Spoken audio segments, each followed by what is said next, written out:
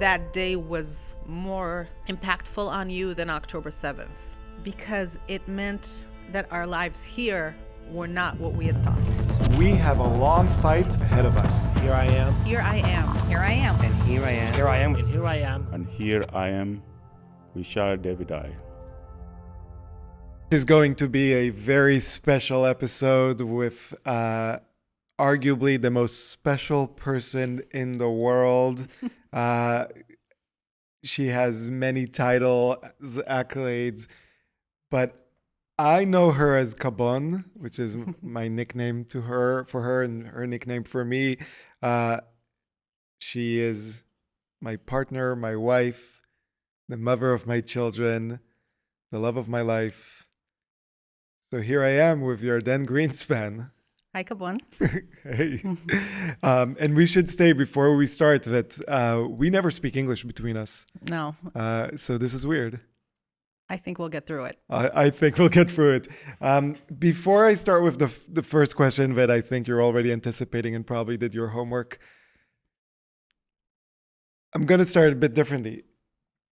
Is this weird for you? Did you ever think both of us would be in this situation? I mean, I think once you started the podcast, you had mentioned that one day in the distant future, you would want to have me on. But I mean, if you're asking in the bigger picture sort of way, the fact that you would have a podcast about Jewish civil rights, no, I never imagined this. This is insane. Yeah. Okay, so let's start in the traditional way. Yardenne Greenspan, what kind of a Jew are you? So since I listen to every episode, every time I listen to your podcast, I ask myself, what would I say? And I have come up with a bunch of different answers, and all of them sort of boil down to I am an Israeli Jew, which means I am a Jew that never used to make a big deal about being Jewish. It was just something that felt very natural. Never thought that it set me apart in any kind of way because I grew up in a country that is majority Jewish. It means that I am very naive about what people think about Jews around the world. I mean, I know it, but I, for many years of my life, didn't have to experience it. But it also means there is an underlying resilience that no one can take away. What is that underlying resilience? I think it comes from a lot of trauma that we just sort of take in stride as Israelis. I think there is something about growing up in a country where war and suicide bombings and erratic political developments are just something that you are used to and you live with for years.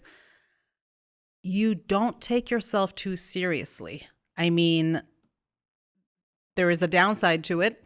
I think there is a lot of unresolved trauma for a lot of people. But I think the beauty of it is that you just know that you're going to wake up the next morning and keep living. I know the answer for this, but I'm just going to ask because people listening or watching don't. Have you always been this kind of Jew? I think I was. I think I have always been this kind of Jew. I think I just didn't give it very much thought. I, as you know, am a very sensitive person, easily gaslit, easily. Not by me. No, God forbid, no. Not by your husband. No, it's very easy for me to fall into those pitfalls of wondering if I did something wrong and if I hurt someone and questioning my own morality. And so in that sense, I've always been, I think I had an idea of myself as not being very strong. I think I've learned about myself that I am actually much stronger than I realized. What happened that you've learned that? Well, after October 7th, as it happened for many Jews around the world, I suddenly realized that people had a problem with my identity, that the idea of being an Israeli person who is not, doesn't try to hide the fact that they're Israeli, is not apologetic about Israel, even though I don't agree with every single thing the Israeli government does, but Israel as an idea, as a place, as a people, I had to realize, I had to come to terms with the fact that for a lot of people, that was unacceptable. And essentially, it was maybe one of the first times in my life that I was faced with this complaint from people in my life, basically saying, the way you are being right now, the way you are presenting yourself is unacceptable to us. Who are these people? Former friends, fellow writers, fellow translators, people I went to grad school with. And I had a choice, and I chose to be me. And so I think that was one of those moments when I realized, oh, actually, I can do this. I can make someone unhappy if they choose to be unhappy with who I am, and I can survive it. If it was a choice and you chose to be yourself, what's the other option that other people might be choosing? To hide themselves, to be a more palatable version of themselves, to not speak about the things that matter to them, to just be very quiet, which I say this with no judgment. I understand why some people make that choice. For Why? me, it's very, very frightening to not be accepted. For some people, it can actually be very dangerous. Some people are afraid for their physical safety. Some people are afraid of losing their jobs and not being able to sustain themselves. And I think a lot of people don't actually have those existential fears. They just don't want to be isolated. Being isolated sucks. It's a real bummer. I mean, I understand how, whether or not they realize it, for some people, it's easier to say, okay, I'm going to keep my feelings about Israel to myself. I'm going to either be really, really quiet and just not be part of the conversation, or I'm going to be really, really loud as an anti-Zionist Jew, for example, with the hopes that people will accept me then. Do you think that will work for people? I think it's a trap. I think the people who believe that, again, I have a lot of empathy for the fear that I believe that they are feeling. I often feel that I can see it in their eyes. I think they just didn't read the history books all the way through, by which I mean that tactic of stripping yourself of Jewish identifiers, of being conditionally Jewish, as Tessa Wexler puts it, it works for a while. There comes a point when it doesn't work anymore. There comes a point when people find you out. You say the wrong thing, you fail to be outraged about something, or they just realize at the end of the day you're still a Jew. And if they have a problem with that, that problem is not going away. I can't make someone feel a connection to Israel if they don't have one. A lot of Jews don't feel a connection to Israel, and that's fine. But well, it's unfortunate. I don't know if it's fine. It's acceptable. It's what it is. It's what it is. It's but how it is unfortunate. It's it's our nation state. Even if you've never been there before, it's the place where you'll always be welcome. I agree, but I also accept it because there's all sorts of ways to be Jewish, and for some people, Israel doesn't play a big part in it, and I think that's fine. But I think to believe that denouncing Israel will save you or elevate you as a Jew is a trap, and it doesn't work. About a year ago, I had a conversation with Rabbi Ben Spratt of Rodef Shalom congregation in New York, who is just a deeply kind person and agreed to sit down and chat with me when I was struggling. And he asked me... Which, by the way, you should note, he agreed to sit down and speak with you and with both of us, even though we were not members of his congregation. And even though he's an extremely busy man who has a big, lively congregation. I have a lot of respect for him. And when we were chatting, Rabbi Ben asked me, are there places or people with whom you feel that you can be your whole self? And at first I thought that question was kind of funny because I said, yeah, of course. I mean, I have you, I have Shai, I have my friends and my family. And the more I thought about it as time went by, the more I realized there were social situations for me in which I was, without even realizing it, policing myself. Some of it was just me learning and listening to people and correcting, which I think is generally a positive thing to do.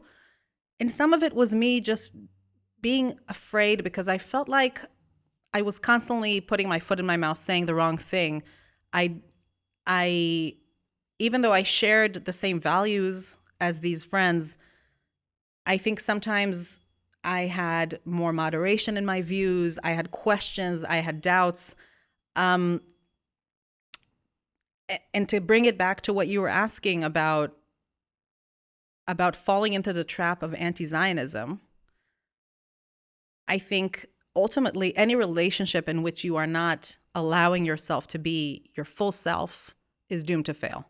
And so if people are doing it to protect their social standing, their friendships, it's not going to work. They're going to find out who you are. And if they don't like it, then that's it.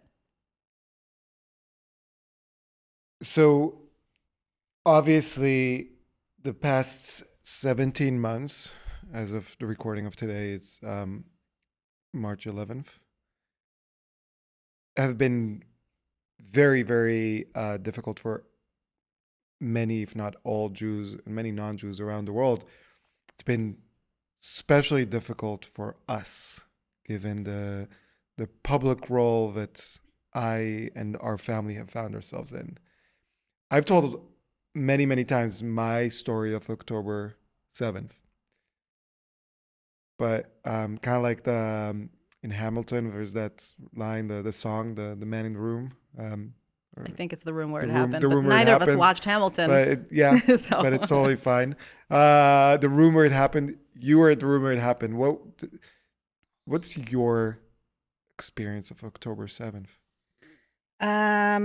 So my experience of October 7th was actually October 6th. It started on October 6th. It was Friday night. We had finished Shabbat dinner, I think, with your parents who were in town. Everyone had left. The kids were in bed. Luckily. Yes, we were just chilling out. And I think we were about to just go to sleep because it was getting late. And then my sister sent a picture on my family's WhatsApp group, and it was a picture of her son.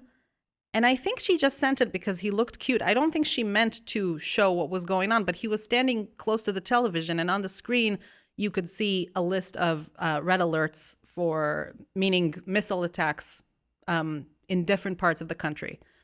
That in itself was not a very unusual thing for us to see. There's often missile attacks, but there are usually, it's changed throughout the years and whatever was going on in the country, but often they are all in the south, in the Gaza envelope area. And so that wasn't an unusual thing Which to doesn't see. make it acceptable or right or anything, but that was historically the fact. Exactly. It's completely unacceptable, and it's also been normalized, which is part of the tragedy. And you, I think you went on Ynet, which is one of the Israeli news websites, to see what was going on. And I don't exactly remember the order of events as they unfolded, at least to us. But you said, oh, there's been an infiltration. Terrorists are in the country. And that was more unusual. And then we turned on the news and we started watching. And the image, I can't talk about it without crying. The image that stands out to me more than anything was a bunch of Hamas terrorists standing with their rifles on a white pickup truck in a roundabout. I think it was in Sderot, in the town of Sderot. And I thought about that image many times since and tried to figure out why was it that? Because after that, we saw such horrific images of dead bodies and people being threatened, people begging for their lives, people crying on the news because they realized that one of their family members had been kidnapped. I think the thing about the men, the Hamas terrorists on the pickup truck was the fact that they were driving slowly. They weren't fleeing. It wasn't like, oh, terrorists infiltrated and right away the military came and they had to, they shot someone and then they escaped. No, they were driving through the town like kings. Like for those few hours or however long it took until they were finally completely gone, the place was theirs. And that was new. That was something that I had never seen before. And it sort of contained everything in it. It contained just how intense this attack was. It contained the fact that the people living in those towns were essentially abandoned and that it took hours for anyone to come and rescue them. And so that stayed with me. We stayed up for a while longer. You stayed up all night, I think, or most of the night. I went to bed at some point. I don't remember when. There was a feeling that something enormous had happened and we don't quite know how big it is yet and what the implications will be. I know that you had a much clearer understanding. I think you said even that night or perhaps the next morning, there's going to be a huge war. It's this. They know what they're doing. Hamas knew what they were doing. They are starting an enormous war. It's going to be terrible. And then the next few days was us constantly clicking refresh on our phones, following the developments. I still remember the relief I felt when we learned that the situation in the dining hall in Kibbutz Be'eri, if I'm not mistaken, had finally been resolved. The police and the military were finally inside. Of course, what they found inside was absolutely terrible, but we were just waiting on each and every part of this attack, and there were so many different fronts to be resolved. And then the days after that was basically us scrambling, trying to figure out what we can do to help. So we spent, I think I ended up spending a few months. The timeline is very fuzzy for me, honestly. That whole period of time feels barely real. But I spent a few months volunteering with an organization that was collecting information from soldiers on the ground about what military equipment they needed. Protective gear. Protective gear, yes. Things like ceramic vests, flashlights, underwear sometimes. I mean, just things that they didn't have and they really needed in order to defend. So it was basically months of me getting texts, sometimes in the middle of the night because of the time difference and because these people were on duty, saying, hey, we're really short on helmets. We're using really, really old helmets and it's not safe. A soldier that suddenly texted me and said, oh, I know that I said we need this gear, but actually we had an encounter in Gaza and now we're all in the hospital and our needs have changed. We did that for a long time. We helped Nitzan Mintz and Dede Band-Aid and Tal Huber, who are the people behind the Kidnapped Posters campaign. We helped them come up with the wording for the posters, and we helped disseminate the posters when it was still a very new phenomenon. This is where I'm the proud husband rather than the podcast interviewer. We didn't just help. You wrote the text for the hostage posters that then spread throughout the world. Those were your words. We wrote it together. I mean, it was a group effort. We worked on it together. And I was grateful that I could play a part in that. And we started advocating for the hostages, and we started joining the marches in Central Park every Sunday, organized by the New York chapter of the hostages and missing people's family forum. Essentially, we just looked for ways to help. All the while, speaking to friends and family in Israel who were really, really frightened and really shocked. A lot of people ask me a lot of times, how's your family doing? And it's kind of hard to explain because they're living their lives. And yet, even though, as I said in the beginning, to be Israeli means you live with the reality of being unsafe, this was different. This was a level of unsafety that I think a lot of people in Israel didn't really seriously envision. And so trying to support them, trying to be there for them and let them talk it out. A lot of people, well, not the audience of this show, obviously, or unfortunately, I guess, but a lot of people will say, what are you talking about, unsafe? You have your bomb shelters, you get like the 90-second warning. Unsafe is what's happening in Gaza. Also true. I don't think it's not a zero-sum game. I mean, to be a Gazan right now, I can't even imagine how scary and devastating it is. I just don't think it should be a competition. It's in everyone's best interest, in my opinion, for all people to be able to live in safety. I personally don't see any contradiction between being an Israeli person who cares for Israelis and believes that they have a right to live in peace and safety, and feeling empathy and concern for the people, the people of Gaza and all Palestinian people, and wanting them to be able to live in freedom and safety as well. I think one of the tragedies of the past 17 months, and to be fair, I think this is a tragedy that started long ago, is the way people think they have to choose one or the other.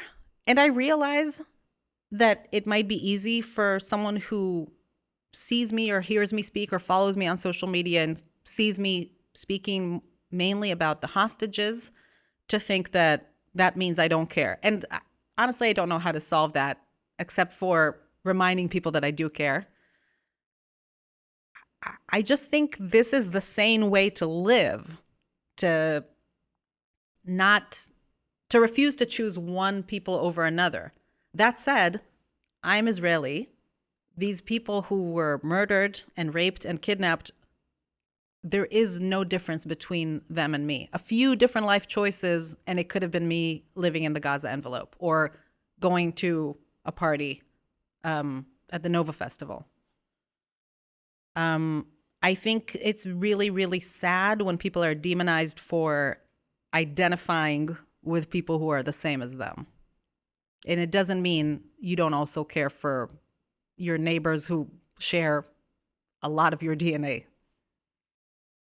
Do you remember October 12th, 2023? I remember,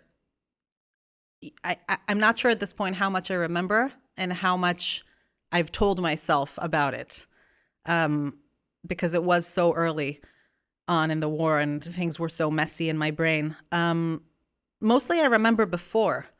I remember hearing that there was a pro-Palestinian protest on campus at Columbia, and that the Jewish students were organizing a rally, a counter rally. And I remember that my first reaction was, why would we do that? Why would I mind there being a pro-Palestinian protest? I'm pro-Palestinian. I believe Palestinians deserve to have a state. I don't think it's us or them. I don't think it should be us or them. And then I read the letter that Students for Justice in Palestine, Jewish Voices for Peace. I forget which other organizations, Just but the two of them, yeah. they're just the two of them. The letter they wrote announcing the protest and just generally announcing their view on the situation. And I realized that What was expressed in that letter? I don't remember the exact wording anymore, but it was essentially framing the Hamas attack on October 7th as a successful military project, or something like that, something along those lines. It was condemning the university for referring to the Hamas freedom fighters as terrorists, and it defined Israel as a settler colonial project that is essentially illegal in nature. In other words, it was saying Israelis are the bad guys, Hamas are the freedom fighters. How dare you say otherwise? We are very happy that this attack was successful, and we are going to keep fighting for what this attack was hoping to achieve. And that was a moment when I realized, oh, I am very naive, because I truly thought that to be pro-Palestinian meant what I was feeling, which is we all deserve to live in peace. I personally believe a two-state solution is ultimately the way to do it.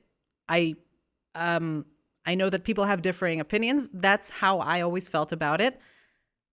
Kind of always thought that anyone on the other side came to the same bottom line. I remember you going to support the Jewish students, and I remember feeling nervous because we could already feel in the air that something was going on and that there was a potential for violence. And I remember you coming back different, basically. I mean, I think in a way that day was more impactful on you than October 7th.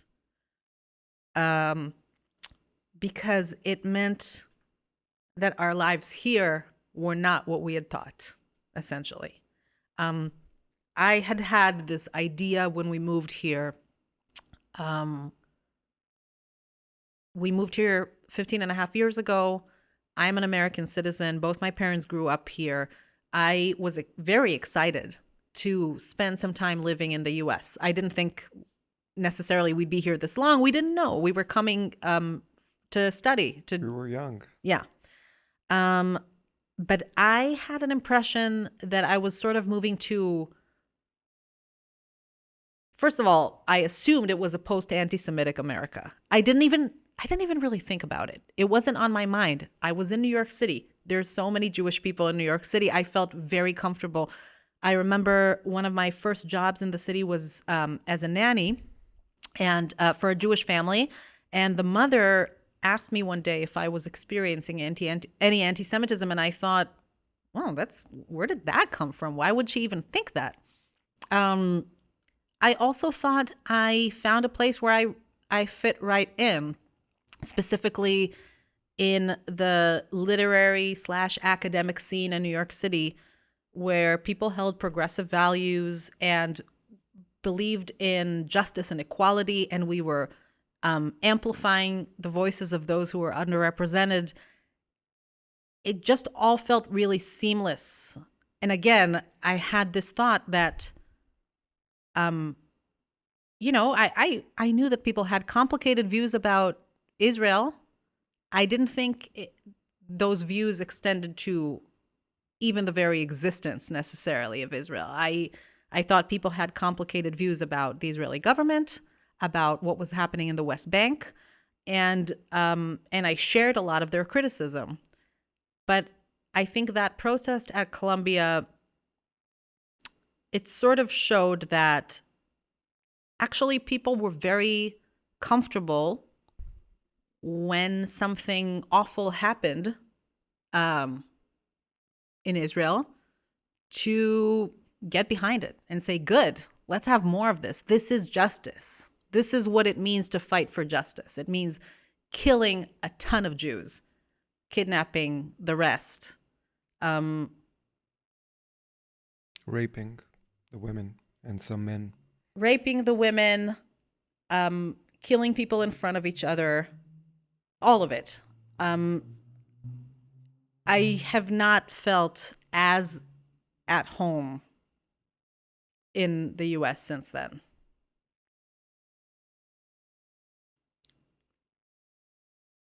And in addition to all of that, you then have to deal with the fact that I became this thing that neither you nor I planned nor necessarily wanted.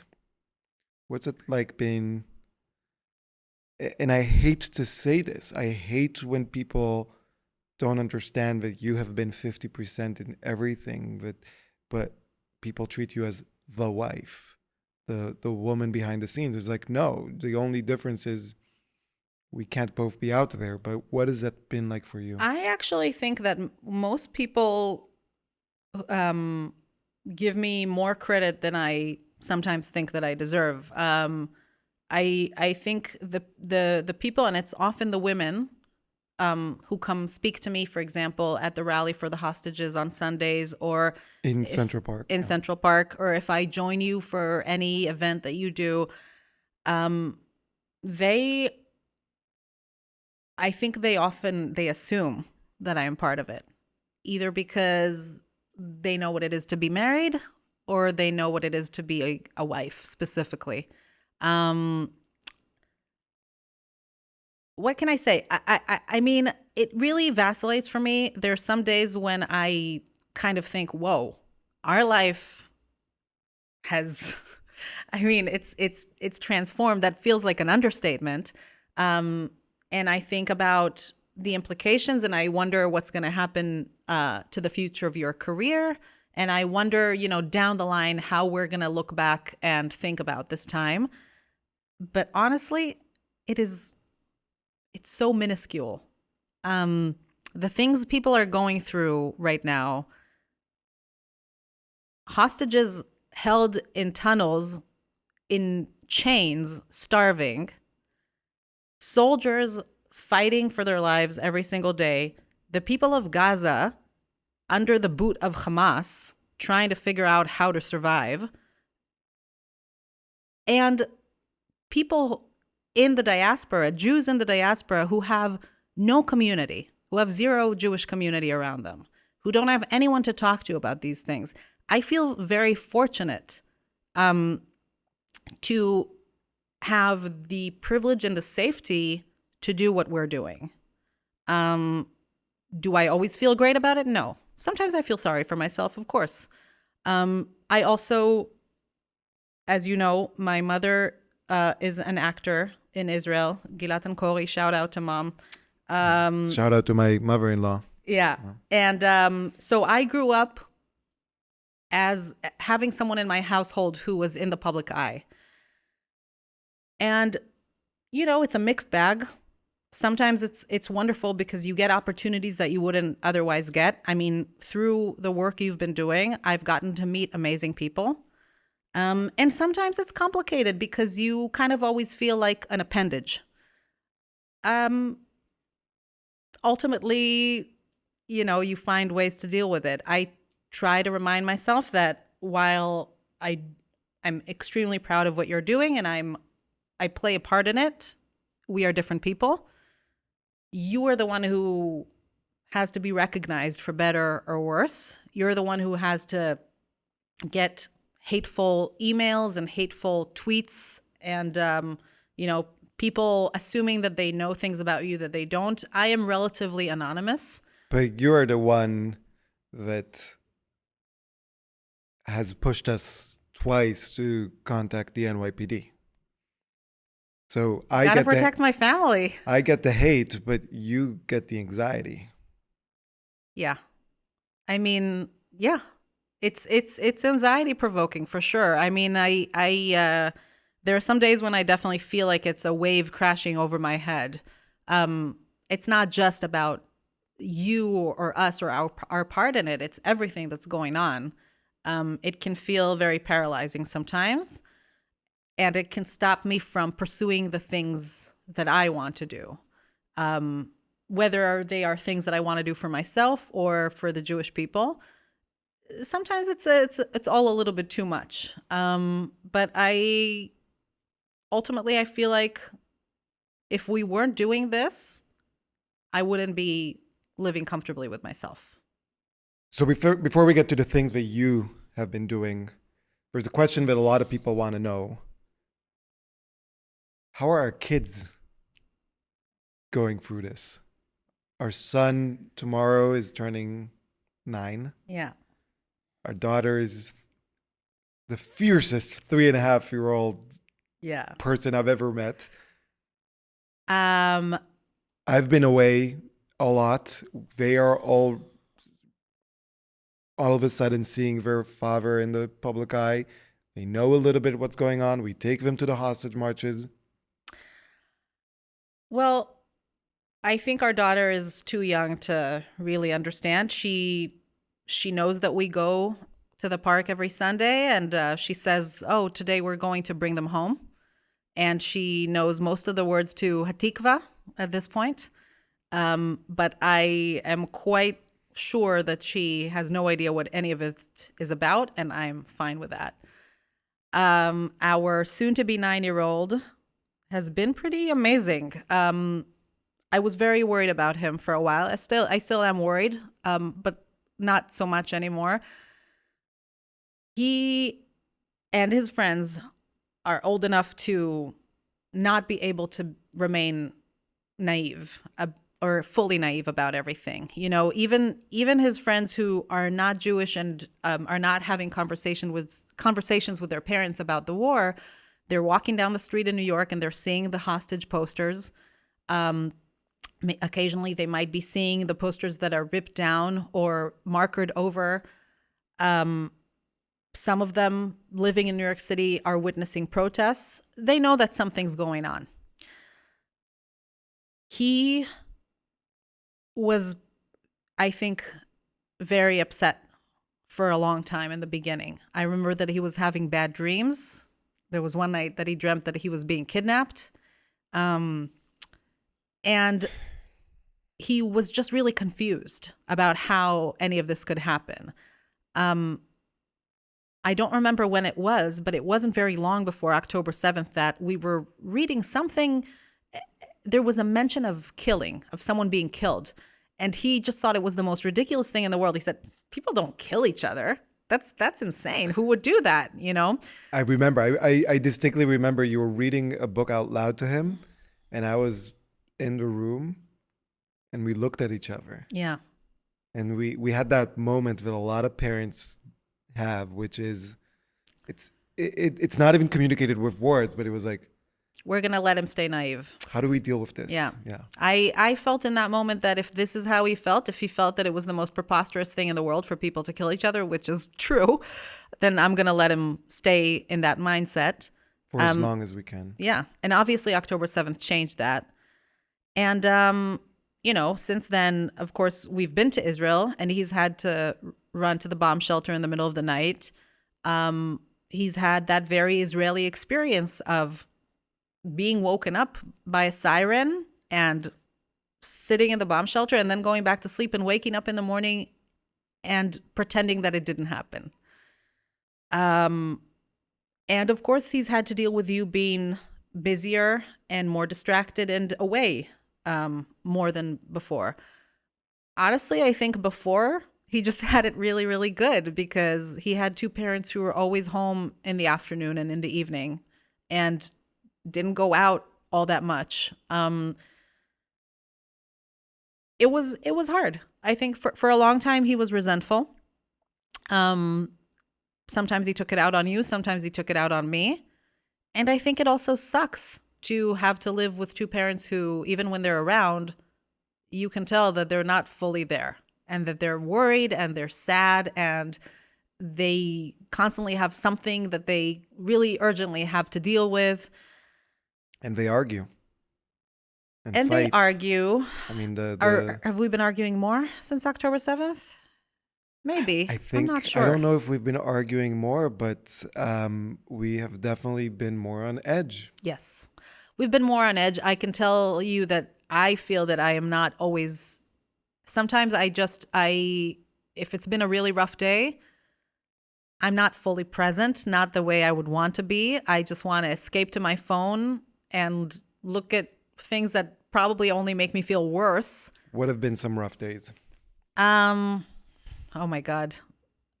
I mean, the Iranian attacks, the execution of the 6 hostages in the end of August. There's been many. Those are just 2 examples. There have been many. Even with the hostage releases, which we were so looking forward to, and I'm so grateful for all the people who came home, seeing the way that many of them came home, seeing human skeletons stepping out of the car. When I let them, the kids are a huge source of comfort. They're fun and they're silly and they're so in their own little bubble, and it's beautiful. Sometimes I don't really let myself lean into it. Sometimes I kind of choose, or it's not fully a choice, but I feel that I can't help but stay in my sadness. But I will also say about our son that he has immense pride. And that's something that I don't know if we would have discovered had it not Pride been. in what? Pride in who he is. When we went to his school, I think it was about a year ago now, we went for some parent presentation, and we saw that the kids had all prepared these charts with words that represent them. And he wrote Jewish, he wrote Israel, he wrote Hebrew. When they had picture day at school, and I completely forgot about picture day. We had no idea if it was a picture day. He just showed up with pictures one day. Yes, but he remembered, and he chose to wear a T-shirt that had the word human on it in rainbow colors, and he chose to wear the dog tag for the hostages. He's been asking me a lot of questions. He knows more than we had realized.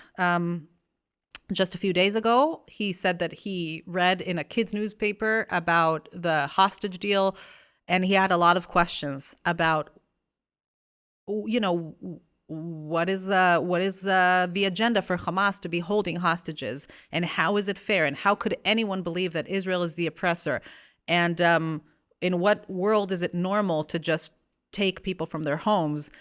Unfortunately, a lot of these questions, I just have to say, you're right. It's insane, and I can't explain it, but I've been trying to help him navigate the way people are seeing these issues. For me personally, I think honesty and authenticity are really important if we ever hope to improve the situation we're in.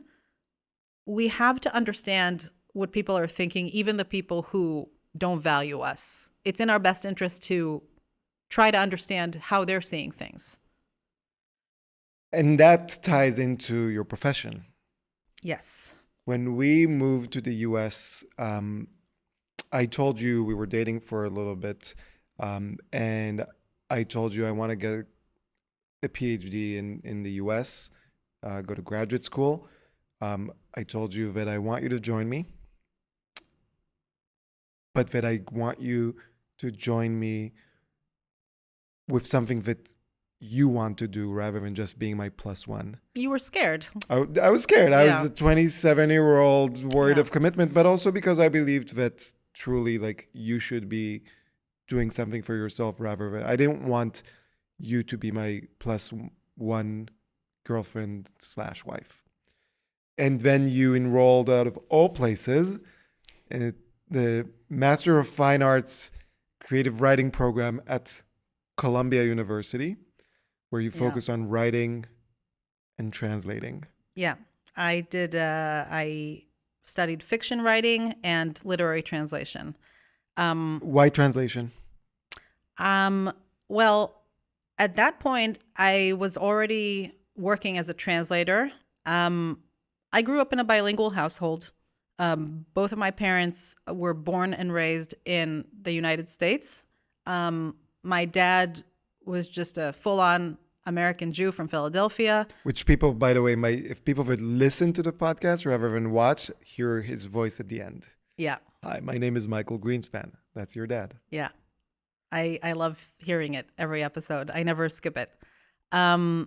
So he grew up in Philadelphia. My mom was born in New York, grew up kind of all over the U.S., but her parents came to the U.S. from Israel, and they had a house in Jerusalem, which they returned to every summer.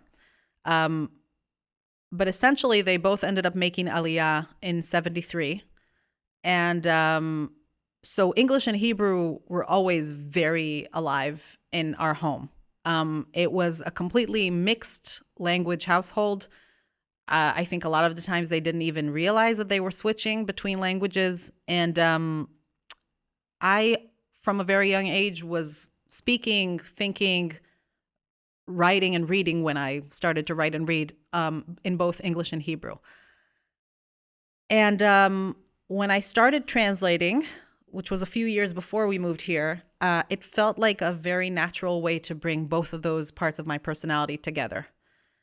And when I came to Columbia and I joined the translation course of study, they encouraged us to start thinking more seriously about translating books, which was something I really wanted to do, and it became my career, and I'm extremely grateful for it. I've always just seen it as a wonderful way of humanizing.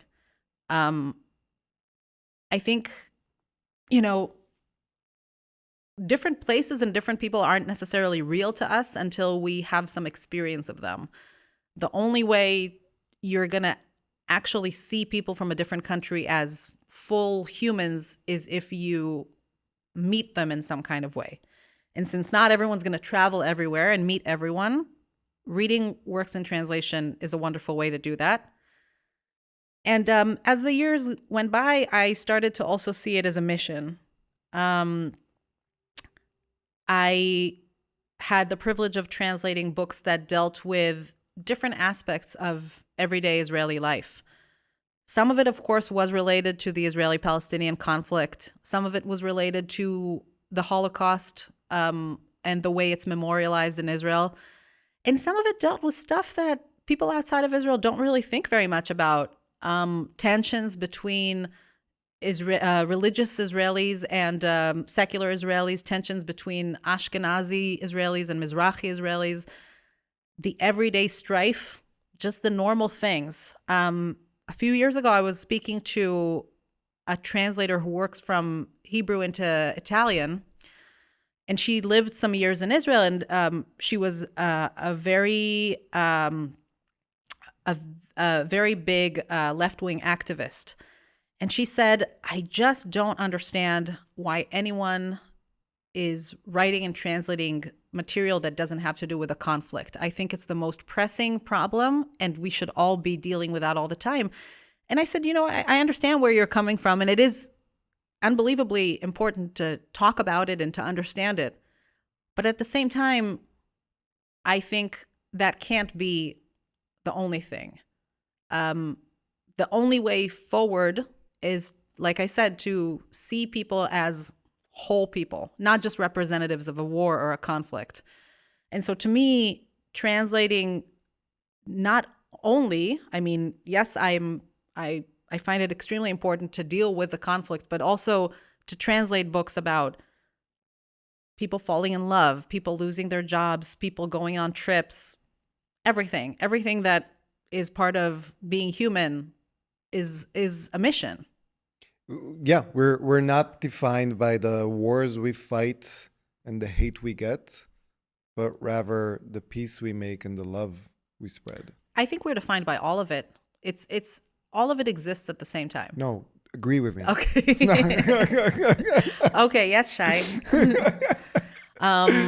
But at the same time, we would say, and since October 7, you have been shifting your translational work, your focus a lot of it pro bono and volunteering, to something else?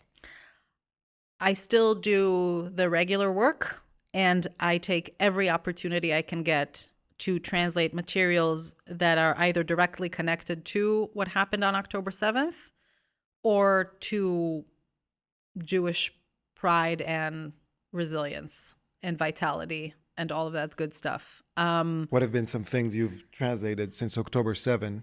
I translated a report on the violence that was intentionally aimed at families on October 7th.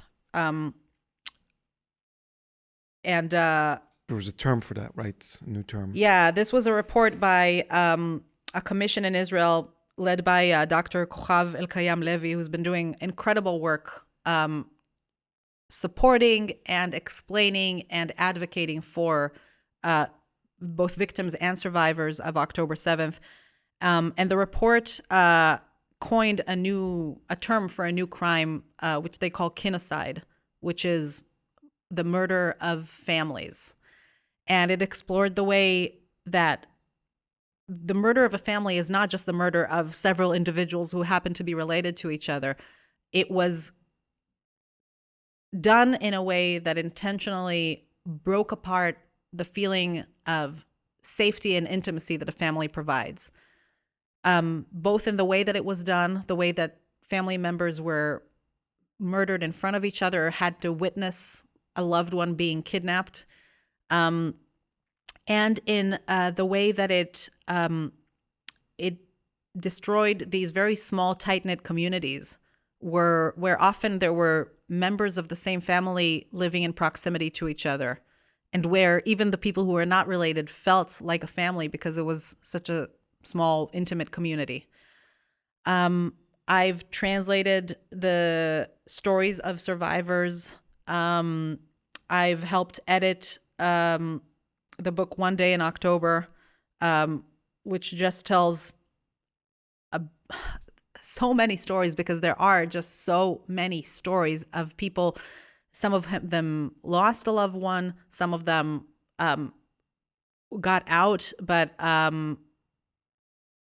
just the things they've had to face that day. A project I'm about to begin that I'm really, really proud of is Chutzpah Girls.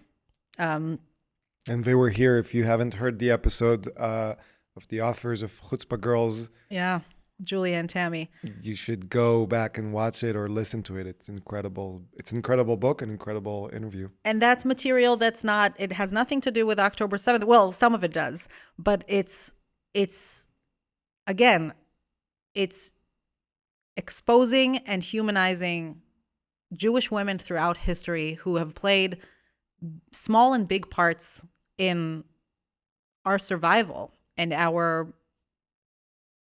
thriving. So this is where I use insider knowledge. Mm-hmm. You, just since October 7th, and I'm not talking even about the things you've done before in Israel, the things that we've done together, but you have helped bring to the world the hostages poster campaign that became a global phenomenon. You have translated stories, testimonies, and research about October 7. You have gone almost every week to Central Park on Sunday at 11 a.m. to march for the hostages. You have protested outside of Columbia and outside of the UN and at Washington Square Park. You are even now wearing a shirt with the image of Emily Damar's hand in defiance, and it says Ad Chatuf Acharon, until the last hostage. And yet I know that you, one, refuse to call yourself an activist, and two, feel like you're not doing enough. What is that? Part of it is living with you. I mean, that's not what the audience want to hear. No, I mean, when you live with someone who is, you're nonstop. But that's not a fair comparison. Well, but it's the comparison, the most available comparison to me that I see every single day. Every single day I see you, getting hundreds of messages, working your ass off. It's hard not to compare. But I just listed all the things that you're doing, which is way, way, way more than the average person. Unfortunately, the average person doesn't do as much. But why do you have such a hard time calling yourself an activist? I forgot to mention you're part of the End Jew Hatred digital activism. That's true. We send petitions and sign letters every single day, and we see amazing results actually in fighting anywhere and everywhere where Jew hatred happens. So will you finally call yourself an activist? I guess I don't fully know what it means. Sure, I'll call myself an activist. I think I struggle with wanting to do more because they deserve more. I mean, I don't think anything is ever enough until we bring people home. So to me, any effort I make is too small.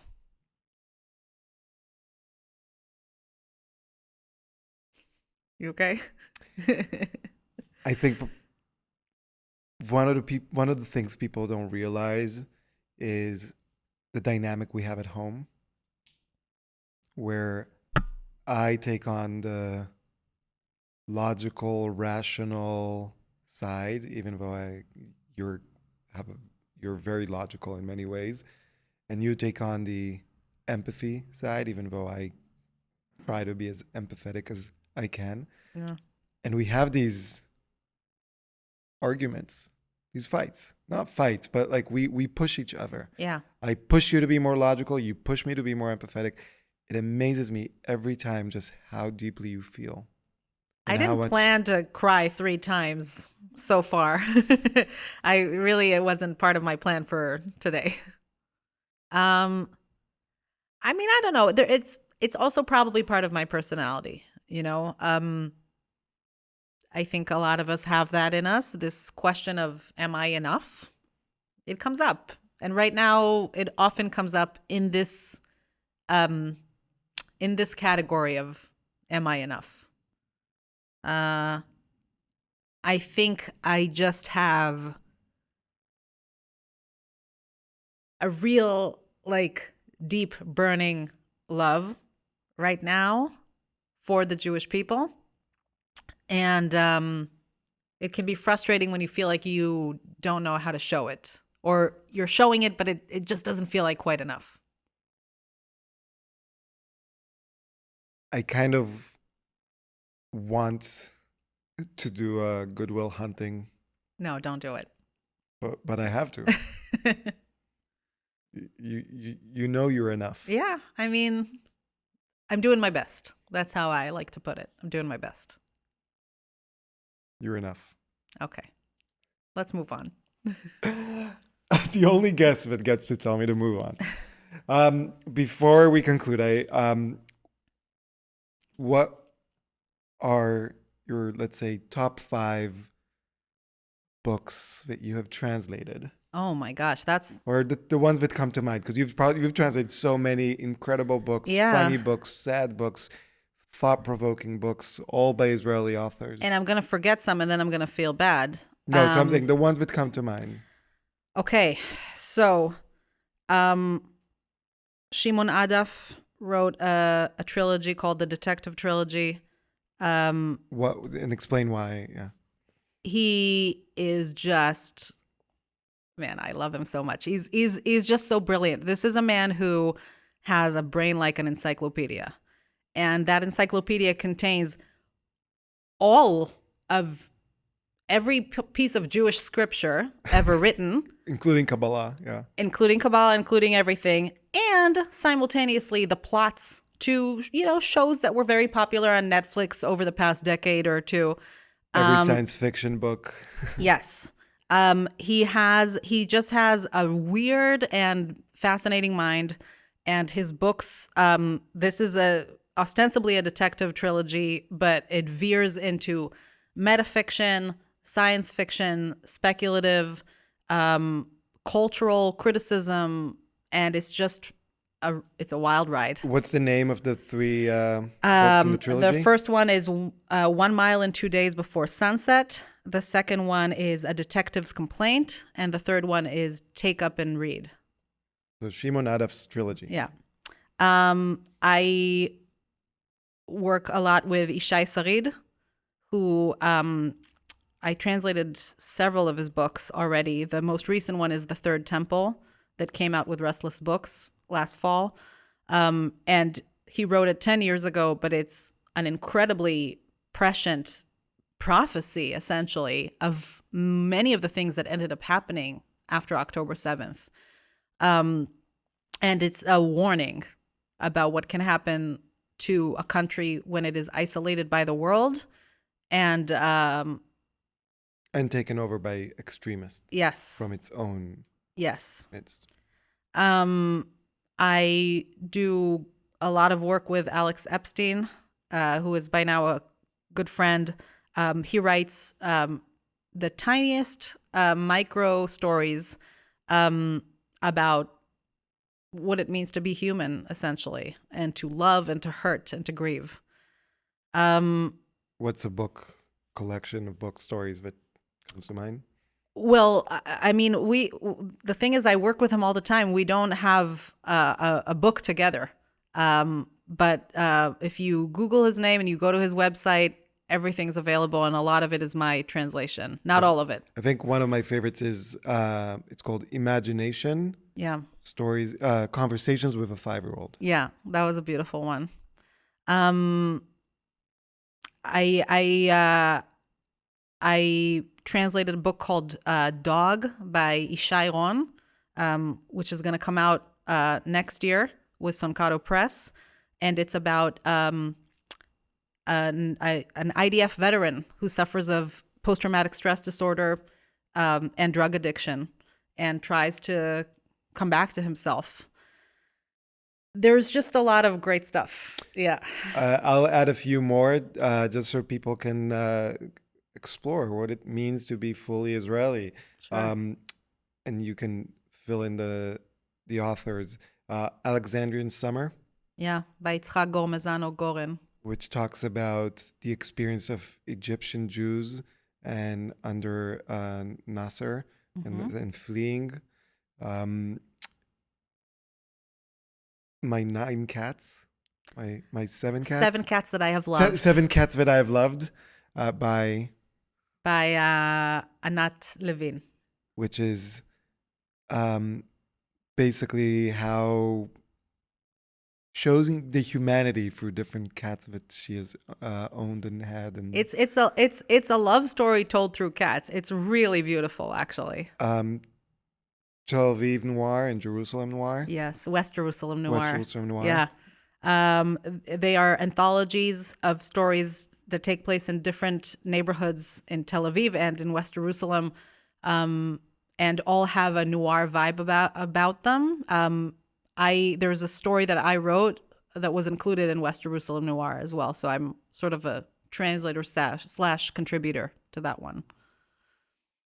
So many more. Yeah. There's a lot. There's a lot. Yeah. Go look for Yardenne Greenspan. Before we end with the Here I Am lightning round, if there's one thing that you could tell people that you have learned about activism for what I've been doing, for what you've been doing, for what you've been seeing in the world, what would it be? Get up and do something. Don't wait. Don't be afraid. Don't think that someone's going to do it for you. If you see something that bothers you, just do something about it. And it can be the tiniest little thing. It can be a conversation with a friend. It could be attending a protest. It could be posting something on social media. Whatever you can do and is accessible to you, just do it. Don't be embarrassed. There's no other way for it to happen. And no action is too small. You know that I agree. Yeah. All right, so we end every episode with the Here I Am lightning round. Yardenne Greenspan. And I know you've been doing your homework and preparing for this, but Yardenne Greenspan, what is one thing people don't know about you? I lift weights. What are you up to? How much weight? Well, my lower body strength is much higher than my upper body strength, so I could lift a couple of you using the power of my hips and ass. We're going to have to edit this out. No, but it's been a really, besides the fact that it's very healthy and it's great exercise, it's been a wonderful way to feel strong in a time when so much makes me feel weak and shaky. What is one thing people don't know about the Jews? We don't fit into the American lens. I feel like people keep trying to understand us through the lens of American history. Our story doesn't fit. It's more complicated than that. And we as a people don't fit because we're not just a religion. We're a nation. We're a tribe. And I think that's very confusing to people. What is your favorite curse? I find it really delightful when people are surprised or flustered and they say, fuck me. Fuck me. I don't necessarily say it that much, but I love it when people do. When was the last time you cried?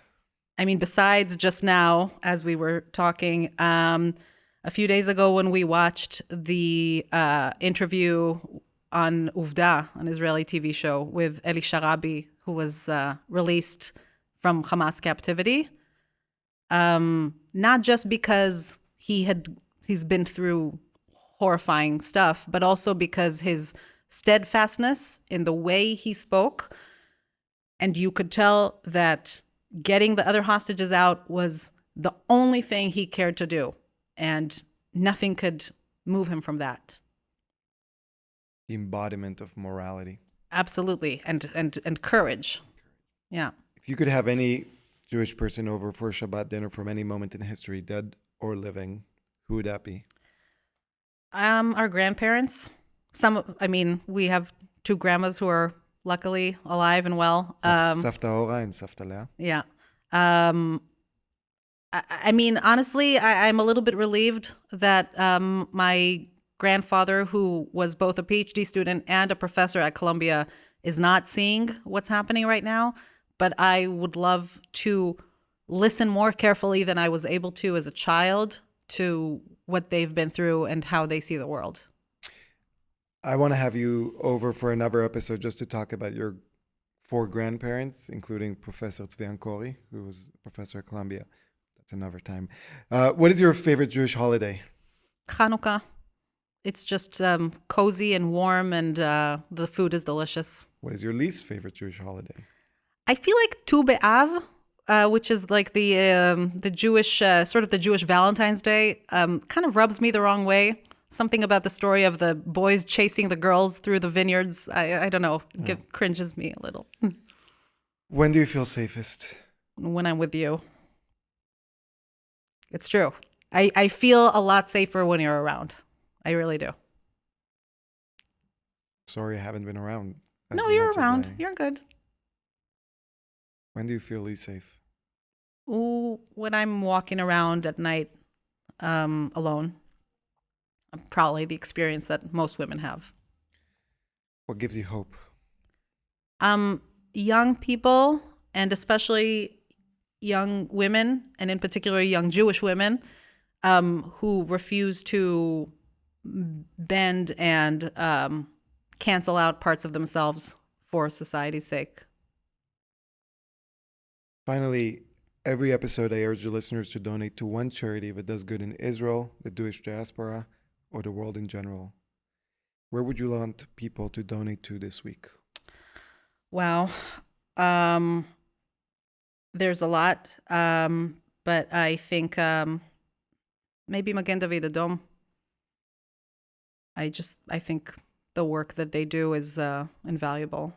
Magen David Adom. So Yeah. the Red Star of David. Yeah. The Jewish Red Cross, Yeah. basically. The one that cares for everyone rather than some. Yeah. Yardenne Greenspan, where can people find you? I'm on Facebook and Instagram as just Yardenne Greenspan.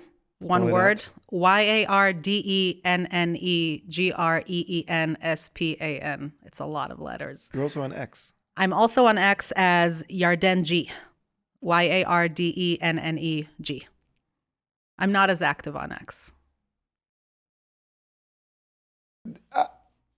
I just love you so much. Honestly, I don't know how to end this episode other than tell you how much I love you, how much I'm grateful for you, how much I think every person in the world should know who you are rather than who I am. And I am just so delighted to say, here I am with my wife, Oh, God. Yardenne Greenspan. I love you too. Yeah,